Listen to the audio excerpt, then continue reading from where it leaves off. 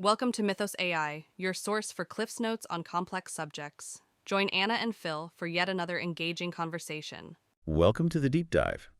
Today we're looking at two really significant shifts happening on the world stage. Indeed. First, there's the UK's departure from the European Union, Brexit, as it's known. Yes, that's been unfolding for a while now. And second, and perhaps more immediately impactful right now, is the United States. Under President Trump's second administration, which started in January, we're seeing a period of pretty major strategic disengagement. That's right, a real pivot. We want to try and understand these events, especially the recent Liberation Day declaration on April 2nd, and the U.S. policy changes that have followed these steep new tariffs, a different stance towards NATO, and the dismantling of U.S. aid. It's a lot to unpack. Exactly. Our goal is really to explore the reasons behind these actions, look at their immediate consequences, maybe think about what they could mean for the future global order. It's a fascinating moment comparing these two. Both major English-speaking powers seem to be fundamentally rethinking their place in the international system. The UK, after decades of, integrating with Europe, decided to leave, and now the US, which was arguably the chief architect of the post-World War II order, seems to be stepping back from that role in some really dramatic ways. Okay, let's start with the UK then. Thinking about its journey with European integration, it wasn't exactly a smooth path to joining what became the EU, was it? No, not at all. In the early days, the European Coal and Steel Community in 51, the European Economic Community, the EEC, in 57. The UK deliberately chose not to be a founding member. Why was that? Where were their priorities? Their focus was really elsewhere, primarily on the Commonwealth and also on the quote-unquote special relationship with the United States. There was a definite preference for a sort of looser free trade area rather than the deeper customs union the continental countries were building. So what were the specific worries back then? Well, several things, really. There were genuine concerns about losing the preferential trade deals they had with Commonwealth countries. That was significant. Right. And also the idea of joining an organization that could potentially make laws overriding the UK Parliament that immediately raised flags about parliamentary sovereignty. That's a theme that, runs right through the UK's relationship with Europe. Even back in the 50s. Absolutely. The Labour Party, for instance, also worried that closer ties might push up living costs. So, yeah, in those early years, the UK kind of stood apart, observing, even forming a less formal association agreement later on. But something changed. They did eventually apply to join. What shifted that thinking? By the late 50s, early 60s, the economic reality started to bite. The EEC economies were, frankly, growing faster than the UK's. Ah, the economic argument. Yeah. Even though Britain had a higher GDP per capita right after the war, by 61 it had fallen below the EEC average. And EFTA, the European Free Trade Association in the UK, helped set up as an alternative. It just wasn't proving as dynamic. At the same time, the decline of the British Empire was changing the UK's global position. The EEC started to look like maybe a useful platform, a way to regain some influence. So, under Prime Minister Harold Macmillan, the UK put in its first application to join the EEC in July 1961. And that attempt, and the next one, famously hit a wall. Charles de Gaulle, the French president. What were his objections? De Gaulle had several significant reservations. He really doubted Britain's commitment to a truly European project, mostly because of its very strong ties to the US. The special relationship again. He saw it as undermining European goals. Potentially, yes. He also worried that British membership would disrupt the Common Agricultural Policy, the CAP, which was, and still is, hugely important for France. How so? Well, Britain's agriculture was generally more efficient, and it relied on cheaper food imports from the Commonwealth and elsewhere. Bringing that into the EEC could have really unsettled the CAP's price support system, which benefited French farmers significantly. So it took de Gaulle leaving office for things to change. Pretty much. It wasn't until he left power in 1969 that the door really started to open. His successor, Georges Pompidou, was more open to British membership. And by then, the UK's trade patterns had shifted too. More exports were going to Western Europe than the Commonwealth. So, under Prime Minister Edward Heath, the UK finally joined the EEC on January 1st, 1973. So listening to that history, it sounds like the decision was driven more by maybe economic pragmatism and geopolitics than a deep-seated belief in the European ideal. I think that's a very fair assessment. The main driver seems to have been this pragmatic need to address relative economic decline and find a new international role as the empire faded. And while you can argue that joining did help slow that relative decline compared to the original EU members between 73 and 2010, the underlying motivation wasn't really a full embrace of ever closer union. And that sort of inherent ambivalence definitely shaped the UK's entire time within the bloc. That fundamental tension over sovereignty never really went away. And that ambivalence, it seems to grow, particularly under Margaret Thatcher. How did her perspective shape the relationship and eventually maybe the path to Brexit? Margaret Thatcher, Prime Minister from 79, she really became a powerful voice for, well, what we'd now call Euroscepticism. She viewed the growing power of European institutions with quite a bit of suspicion. She saw it as a threat to British sovereignty and also to her own domestic agenda of, rolling back the state. Were there specific flashpoints early on? Yes, disputes over the UK's budget contributions were there right from the start, and the cost of the CAP. She felt Britain was paying in disproportionately. Her famous line at the 1979 Dublin summit, "I want my money back," that really set the tone. She also often warned about what she saw as a kind of socialism by the back door coming from Brussels. And her 1988 speech in Bruges is often cited as a key moment. Why is that speech so significant? That Bruges speech is pivotal because while she actually stated that Britain's destiny was in Europe, she delivered this really forceful critique of any move towards a federal European superstate. So cooperation, yes. Integration, no. Exactly. She argued for a Europe of independent nations working together, but she strongly rejected ceding more power to Brussels. Now, there was some debate within her own government about the precise intent. Some saw it as more anti-federalist than strictly anti-European, but it was widely interpreted as an attack on the direction of the European project. And the impact. It massively energized the Eurosceptic wing of her own Conservative Party. It gave them a kind of intellectual framework for opposing further integration. Many see Bruges as that crucial moment when the Conservative Party really started shifting towards a more sovereignty-focused and ultimately Eurosceptic stance. It certainly deepened the divisions that eventually led to Brexit becoming a real political possibility. It's fascinating how those early fault lines persisted. And the UK didn't just argue about the direction. It actively carved out a different path within the EU using opt-outs, didn't it? Absolutely. That's a crucial part of the story. Throughout its membership, the UK consistently negotiated and secured special deals and opt-outs from major EU initiatives.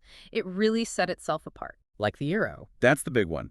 The opt-out from the final stage of economic and monetary union in the Maastricht Treaty in 1993 meant the UK never had a legal obligation to adopt the euro.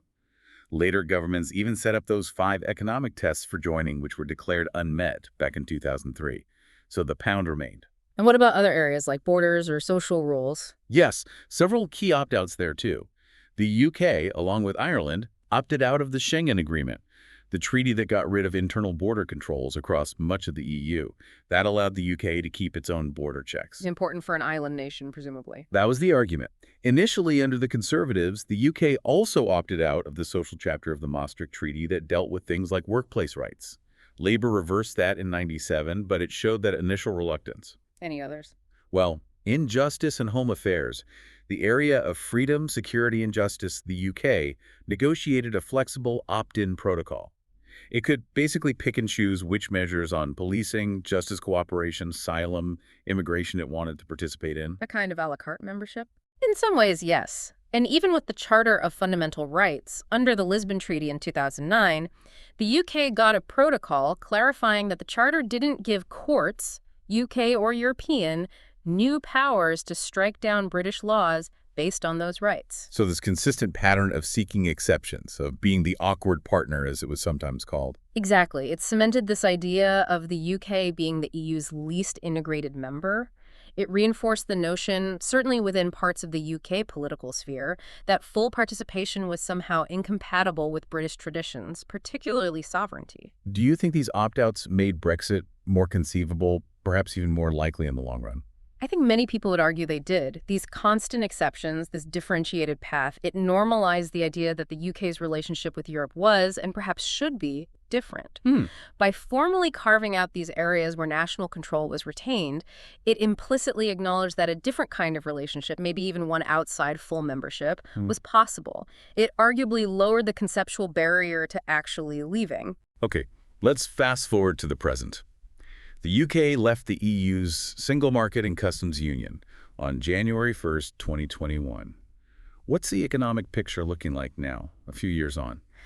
Well, it's definitely a complex and still debated picture. The Trade and Cooperation Agreement, the TCA, that governs the relationship now, it successfully avoided tariffs and quotas on goods trade, which was a major relief for many sectors. Look. But it undeniably introduced new barriers: customs checks, regulatory hurdles, paperwork, things that simply didn't exist when the UK was in the Single Market and Customs Union.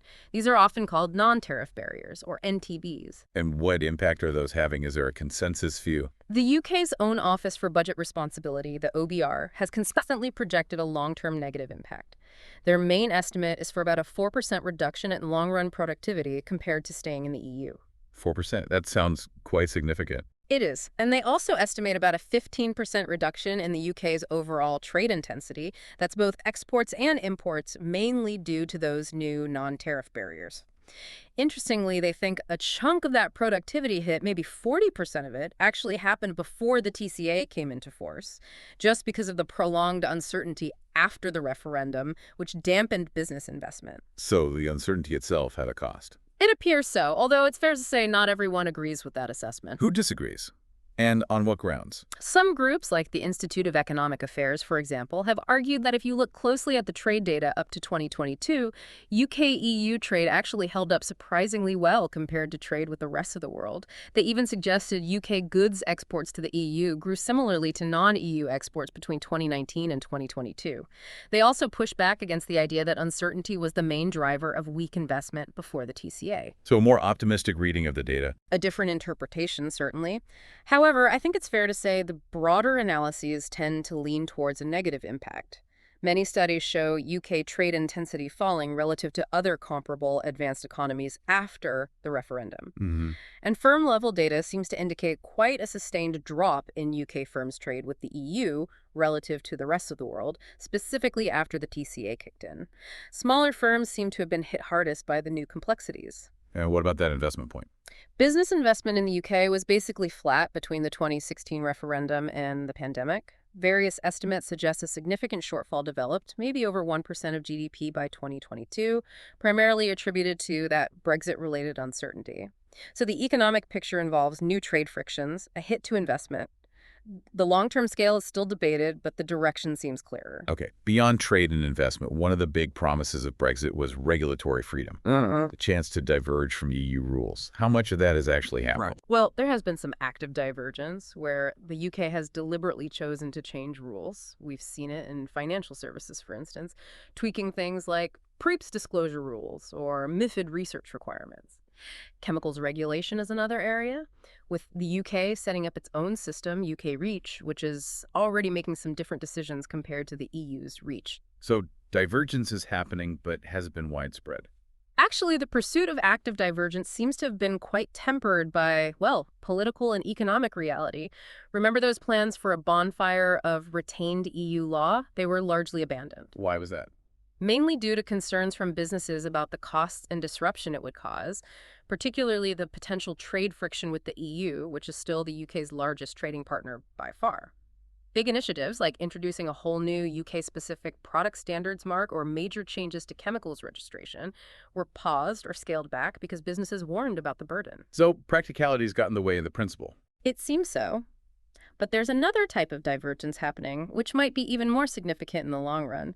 That's passive divergence. Passive divergence, what's that? That's where the EU updates its own regulations on environmental standards, product safety, digital rules, whatever, and the UK simply doesn't automatically follow suit anymore. So the gap just naturally widens over time. Exactly. And this creates challenges for UK exporters who still need to meet those updated EU standards to sell into that market. It also raises worries, voiced by some, about the UK potentially becoming a destination for goods that no longer meet the EU's higher standards, a sort of regulatory dumping ground. How is the current government approaching this? The current Labour government appears to be taking a more pragmatic stance. The focus seems to be on managing divergence carefully to minimize trade barriers and potentially aligning with new EU regulations where it makes sense, especially around things like the environmental impact of goods. It suggests a growing recognition that the economic costs of significant divergence might often outweigh the theoretical benefits of pure regulatory autonomy. Which brings us to sovereignty, the core justification for Brexit. Legally, sovereignty was restored to the UK Parliament. But has that translated into more influence or power on the world stage? That's the million-dollar question, isn't it? Legally, yes, the UK Parliament is supreme again, not subordinate to EU law. That's undeniable. But translating that formal independence into enhanced practical influence is, well, much less clear-cut. Why is that? While leaving the EU meant leaving a major global bloc, losing that seat at the table where collective decisions are made, some argue that inherently diminishes the UK's leverage in international affairs. But the UK still has other assets. Of course, it retains significant foreign policy tools. Its permanent UN Security Council seat, nuclear deterrent, capable military, global diplomatic network, considerable soft power. But exercising influence now arguably requires more individual effort, building bilateral ties, working through other, perhaps looser multilateral groups. Like what? We've seen initiatives like the Joint Expeditionary Force, a UK-led military cooperation group, and efforts to build closer ties with Eastern European and Baltic states. And the new Labour government has explicitly stated its aim is to rebuild bridges and reconnect with Europe. So it comes back to that fundamental debate about pooled versus individual sovereignty. Precisely. Was the UK's influence amplified by pooling sovereignty within the EU, gaining access to its huge market and collective clout on standards and trade? Or was national power diminished by being subject to Brussels rules and compromises? Brexit supporters emphasize national self-determination, freedom from perceived bureaucracy, sometimes linked to a kind of English nationalism and a desire for a more independent global role. Proponents of membership stress the tangible benefits and amplified voice. And the verdict on the sovereignty dividend. It appears largely symbolic so far. The gain in formal independence seems to have coincided with increased economic friction and operating in a more challenging geopolitical landscape that arguably requires more resources, not fewer, to maintain international standing. In today's interconnected world, effective cooperation within powerful blocs can be just as important, if not more so, than purely formal autonomy. Okay, let's shift our focus now across the Atlantic. The United States has, for decades, been the cornerstone of the post-World War II liberal international order. Can you remind us of the key institutions the U.S. helped create? Absolutely. The U.S. role was truly decisive in shaping the world after 1945. Think about finance. The Bretton Woods Conference in 1944. That established the IMF, the International Monetary Fund for exchange rate stability, and the World Bank for reconstruction. It created a system where exchange rates were pegged to the U.S. dollar, which itself was convertible to gold. That really put the U.S. at the center of the global financial system. And in security. NATO, the North Atlantic Treaty Organization, formed in 1949. That was the first peacetime military alliance the U.S. entered into outside the Western Hemisphere. It was a direct response to the Cold War threat, committing the U.S. to the collective defense of Western Europe. And crucially, the U.S. has always held the top military command position, SAS trade. There, the U.S. spearheaded the General Agreement on Tariffs and Trade, the GATT, starting around 1947-48. That set the framework for gradually reducing tariffs and trade barriers based on principles like non-discrimination. The U.S. led numerous negotiating rounds under GATT, which eventually culminated in the creation of the World Trade Organization, the WTO, in 1995. The WTO expanded the rules and created a stronger dispute settlement system, really institutionalizing a U.S.-led global trading order. So finance, security, trade, the U.S. was the architect and really the guarantor.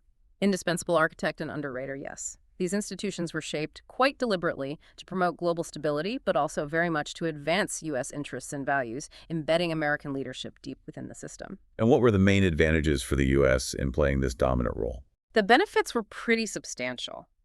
Economically, it meant open markets for U.S. goods and investment, generally stable exchange rates, access to resources, all contributing significantly to American prosperity. The dollar's role as the world's reserve currency also brought advantages, like lower borrowing costs, although some argue it also contributed to persistent trade deficits. And strategically? Diplomatically. Strategically. Alliances like NATO obviously extended U.S. influence, provided forward bases, enhanced security through collective defense, and offered a degree of burden sharing, although the extent of that sharing has always been debated. Diplomatically, the U.S. wielded immense influence and soft power, shaping international norms and agendas through these institutions. But this leadership wasn't cost-free, was it? Not at all. It came with significant burdens. High defense spending to maintain global military commitments, substantial financial contributions to international organizations and foreign aid, sometimes constraints on unilateral U.S. action imposed by alliance commitments or institutional rules, and potential domestic economic downsides linked to being the world's main consumer market, the importer of last resort. And these costs started to fuel debate back home. Increasingly so, yes. Over time, these costs fueled domestic debates about whether the U.S. could or should sustain such extensive global commitments.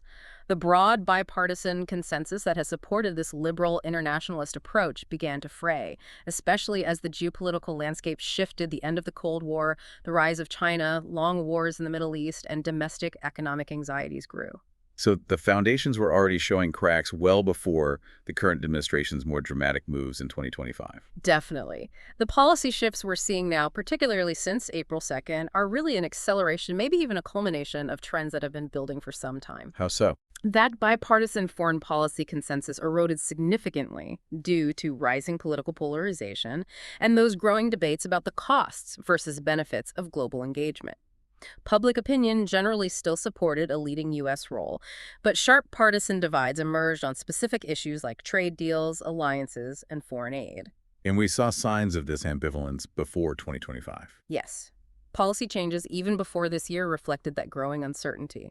President Trump's first term, from 2017 to 2021, directly challenged many tenets of liberal internationalism with the America First agenda. Right, things like pulling out of the Trans-Pacific Partnership trade deal. Exactly. Withdrawing from the TPP, the Paris Agreement on climate change, the Iran nuclear deal, announcing intent to leave the World Health Organization, imposing tariffs particularly on China but also on allies, and very publicly questioning the value and fairness of NATO. Some of those were reversed later, but the impact lingered.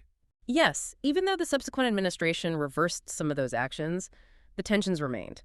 The perception of U.S. unreliability, the questioning of long-standing commitments that didn't just disappear, and debates about retrenchment or pulling back were gaining traction even before Trump's first term, prompted by the long, costly wars in Iraq and Afghanistan and the rise of competitors like China, so the ground was fertile for a more radical shift.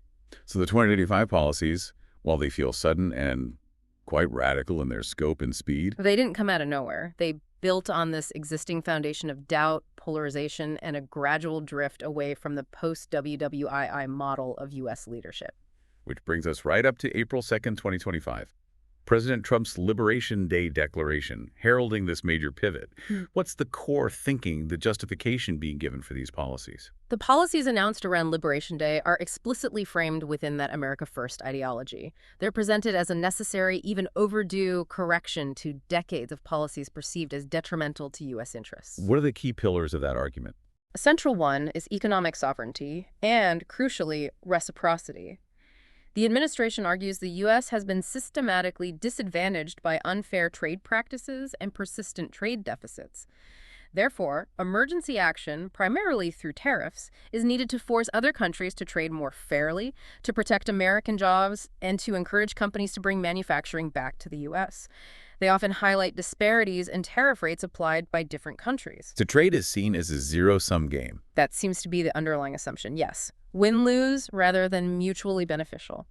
This economic argument is then tightly linked to national security. Oh. Reliance on foreign manufacturing, especially from potential adversaries like China, is portrayed as a critical vulnerability. So protectionist measures like tariffs are framed as essential not just for the economy, but for military readiness and securing vital supply chains. And what about international institutions? There's a strong vein of anti-multilateralism, a rejection of what's often termed globalism. International organizations, treaties, agreements, they're frequently depicted as infringing on U.S. sovereignty, costing American taxpayers too much, and allowing other countries to free ride on American generosity or power. Bilateral deals where the U.S. can presumably leverage its size are strongly preferred. And the domestic political angle. The administration claims a clear mandate for these policies based on campaign promises and the expressed will of their voters. There's also sometimes a mention of the potential revenue generated by tariffs as being beneficial, politically speaking. Essentially, this worldview sees the entire post-WWII order not as a source of American strength and prosperity, but as a burden that has primarily benefited others at America's expense. It's a fundamental reframing. A complete reframing. And the speed with which these policies rolled out after April 2nd suggests a deep conviction in this worldview, a sense that radical change was urgently needed. Let's get specific then. What were the actual policy changes announced in early April concerning tariffs, NATO, and U.S. aid? It was a very rapid, multi-pronged series of actions. On the trade front, the administration invoked the International Emergency Economic Powers Act, the IEEPA. What does that allow? It grants the president broad authority to regulate international commerce during a declared national emergency. In this case, the emergency was declared over persistent trade deficits. Using IEEPA, President Trump announced on April 5th a universal baseline tariff of 10% on nearly all imports into the U.S. 10% across the board, initially. Yes, as a starting point. Then, just a few days later, on April 9th, came the announcement of much higher reciprocal tariffs targeting about 60 countries deemed to have large trade surpluses with the U.S. Examples. The rates varied, supposedly based on the surplus size. So for the EU, it was announced at 20%, Japan 24%, Taiwan 32%, Vietnam 46%, India 26%. These were significant hikes. And China. China faced particularly harsh treatment. Initially, a 34% reciprocal tariff was announced. This quickly escalated, reportedly reaching 125%, and that's on top of a pre-existing 20% tariff related to fentanyl issues. So the total effective additional rate on many Chinese goods reached 145%. And importantly, these new tariffs were generally stacked on top of any existing duties already in place. Were there any exemptions? Some. Goods covered by the USMCA agreement with Canada and Mexico were exempt. Existing Section 232 tariffs on steel and aluminum remain separate. Certain categories, like pharmaceuticals, vital semiconductors, and information technology goods, were initially excluded, and there was mention of potential reductions for goods with high U.S. content. What about small online orders? That changed, too. The de minimis rule, which allowed shipments valued under $800 to enter the U.S. duty-free, was eliminated specifically for goods coming from China and Hong Kong effective May 2nd. High duties or fees were imposed on these low-value postal shipments instead. Was there any pullback on those reciprocal tariffs? Yes, interestingly, around April 9th or 10th, a 90-day pause was announced for the higher reciprocal rates on most countries, excluding China. Those rates reverted back to the initial 10% baseline tariff for that 90-day period, perhaps allowing time for negotiation or observation, but the high rates for China remained and escalated. Okay, that's the tariff picture. What about NATO? The rhetoric towards NATO escalated significantly. There were repeated public questionings of Article 5, the Collective Defense Clause, especially for allies perceived as not meeting defense spending targets, the 2% of GDP guideline. Questioning Article 5 is huge. It is. It strikes at the core of the alliance. The vice president also made remarks downplaying the seriousness of the Russian threat to Europe. And reports began surfacing about potential plans to withdraw U.S. troops and command structures from Europe, maybe even relinquishing the Sassir command role traditionally held by an American general. Tariffs were also explicitly used as leverage, demanding allies spend more on defense. It treats the alliance in a very transactional way. And finally, USAID, the development agency. USAID's dismantling happened incredibly quickly, starting almost immediately after the inauguration in January. An initial 90-day funding freeze was imposed that rapidly led to the agency effectively ceasing major operations. What was the justification given? The official reasons cited were inefficiency, waste, and a misalignment with America First priorities, arguing that foreign aid didn't sufficiently serve direct U.S. interests. And the practical impact. Thousands of development and humanitarian programs, contracts across the globe were suspended or terminated. Health initiatives, food security programs, democracy support, all affected.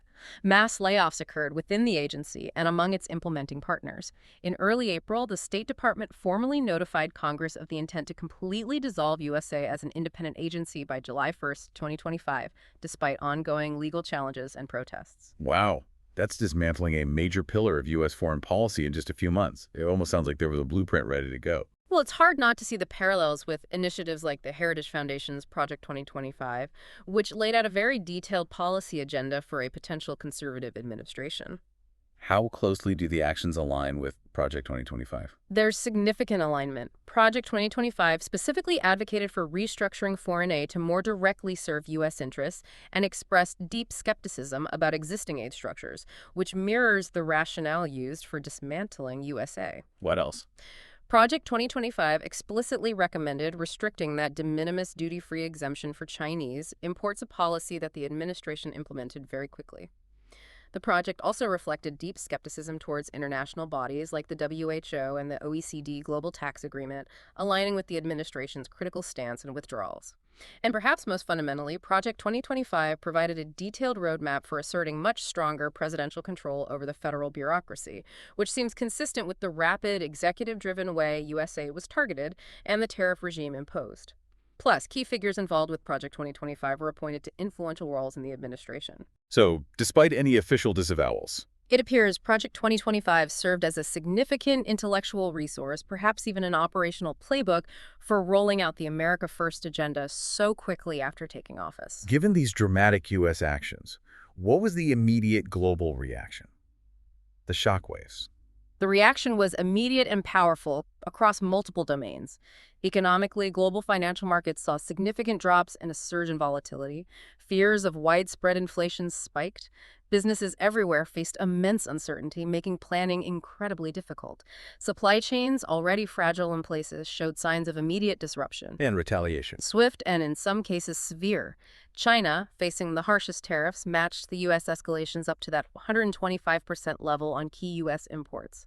The European Union also began preparing its own list of retaliatory tariffs on American goods. A trade war seemed to be erupting on multiple fronts. What about the diplomatic fallout, particularly with allies? Allies reacted with, frankly, dismay and deep concern. Long-standing partners questioned U.S. reliability and the future of alliances. Discussions in Europe about achieving strategic autonomy and significantly increasing defense spending accelerated rapidly. Privately, anxiety about NATO's viability reached very high levels. Some analysts immediately began forecasting the emergence of new geopolitical alignments or stronger regional blocs to compensate for perceived U.S. withdrawal. China, meanwhile, tried to position itself as a defender of global trade stability against U.S. protectionism. And the human cost, especially from the U.S. aid closure. That caused an immediate and undeniable humanitarian and development crisis. The abrupt suspension of thousands of programs left vulnerable populations without critical support, healthcare, food aid, sanitation projects, you name it. Reports started emerging almost immediately of clinics closing, aid deliveries halting, especially in conflict zones and low-income countries already struggling. Can you give a concrete example? Think about something like the Famine Early Warning Systems Network, IFUWSnet. A sophisticated system largely funded by USAID that monitors food security crises. Its effective shutdown hampered the ability of the entire international community to anticipate and respond to potential famines. Implementing partner organizations, the NGOs actually delivering the aid, faced chaos, contract cancellations, and mass layoffs.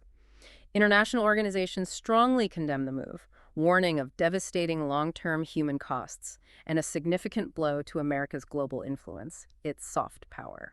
Okay, so we have these two major withdrawals happening, Brexit and this U.S. strategic disengagement.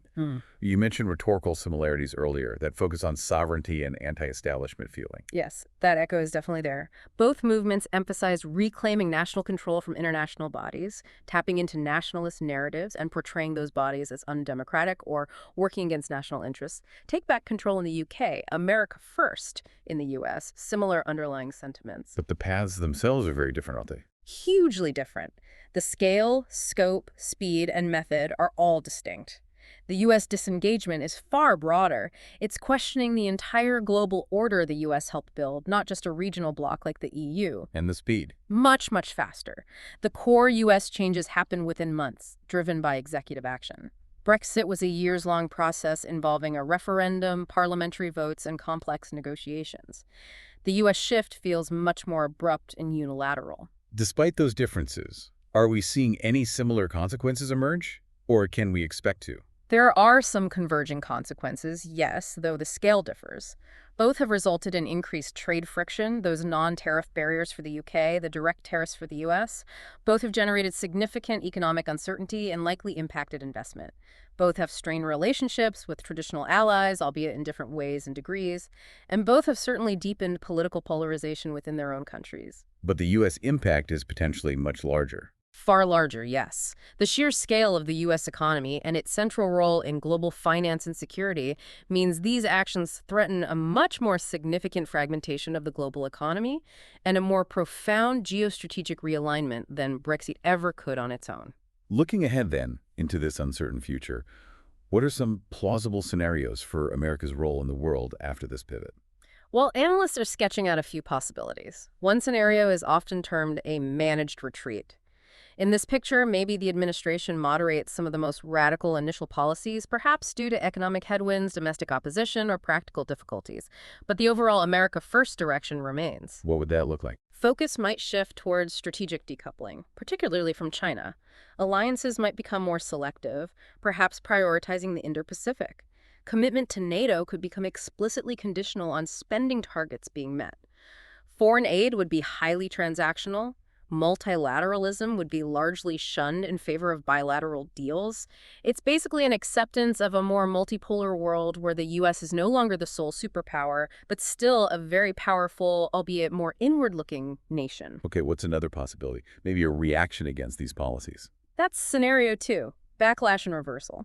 Here, the negative consequences may be high inflation, job losses from trade wars, escalating international crises. Strong pushback from allies could lead to a significant domestic political shift, perhaps in future elections. And then, A new administration might then try to reverse course, attempt to dismantle the tariff regime, rejoin international agreements and organizations, maybe try to rebuild U.S. aid in some form, reassure allies, and recommit to multilateral cooperation. could the U.S. just snap back to its old role? That would be very challenging. Trust, once broken, is hard to rebuild. Rivals like China or Russia might have consolidated gains during the period of U.S. disengagement. The domestic political landscape might remain deeply polarized, making consistent long-term re-engagement difficult. So even a reversal might lead to a different, perhaps more cautious form of U.S. internationalism. And the third, maybe most worrying scenario. That's often called the hard exit. In this scenario, the administration essentially doubles down on the 2025 policies, regardless of the negative feedback or consequences. What would that entail? You could see escalating tariff wars leading to severe economic fragmentation, maybe distinct trading blocs forming. NATO could effectively collapse due to sustained U.S. hostility or withdrawal. We might see a significant drawdown of U.S. military presence overseas, a near-complete abandonment of global institutions. This could lead to a much more unstable world, dominated by regional power struggles, intensified geopolitical competition, and an increased risk of major conflicts. The U.S. might retreat into a kind of Fortress America posture, or perhaps focus solely on dominance within the Western Hemisphere. The liberal international order, in this case, would be well and truly over, replaced by a much more fragmented, contested, and potentially dangerous multipolar system. Those are stark possibilities. Reflecting on both Brexit and this U.S. disengagement, what are the main takeaways? The enduring lessons, perhaps? Well, Brexit certainly stands as a cautionary tale. It demonstrates just how difficult and costly it can be to disentangle from deeply integrated systems, especially economically. The promised benefits of withdrawal, particularly the economic ones, have proven elusive, while the costs in terms of trade friction and lost investment are becoming clearer. The sovereignty dividend seems largely symbolic, and the whole process created deep political divisions that persist. It underlines the sheer complexity involved. And the U.S. withdrawal, what does that teach us? The U.S. disengagement, given America's central role, raises profound questions about the future viability of global governance itself. The withdrawal of support threatens the effectiveness, maybe even the existence, of key institutions like NATO, the WTO, perhaps even the UN system over time. The retreat from providing global public goods, things like climate leadership, pandemic response coordination, development aid, will likely have severe, long-lasting negative consequences globally. It could lead to institutional decay, or perhaps prompt remaining powers to try and reform these bodies without the U.S., or maybe lead to the rise of entirely new competing structures. So the end of an era. It strongly suggests the era defined by the Anglo-American-led liberal international order is ending, or at least transforming fundamentally. The future looks likely to be more multipolar, with power more diffused and probably more contested. The underlying norms might shift too, maybe towards a post-liberal or post-Western order, or simply a space where different value systems clash more openly. The strategic choices made by the U.S. in 2025 seem to have dramatically accelerated this transition towards a more fragmented, competitive, and potentially less stable global landscape. Navigating this new era will require very careful statecraft from all players and a clear-eyed recognition that the old rules may no longer apply. These are certainly monumental shifts we're witnessing, with consequences that will likely shape the world for decades to come. As you, our listeners, reflect on these developments, the UK's path after Brexit and the US turn towards strategic disengagement, what aspects stand out most to you? What questions do these events raise about the future of international cooperation, the balance of power, and indeed the kind of world we are heading into? Thank you for joining us for this deep dive. Thanks for listening to Mythos AI. Stay tuned for more concise insights. And remember to hit the like button and subscribe for future episodes.